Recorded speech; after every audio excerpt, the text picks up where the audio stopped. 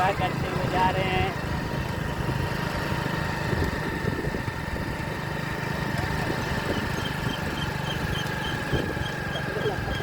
आज विश्वकर्मा भगवान का भंडारा है, सभी लोग जा रहे हैं भंडारे का आनंद लेने।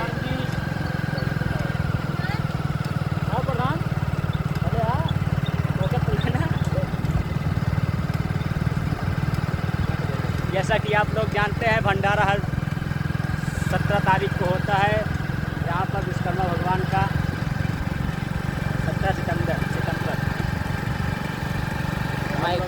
जा रहे हैं।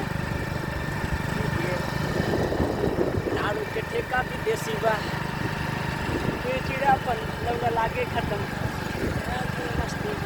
लौंडा बस्ती के हस्ती बा।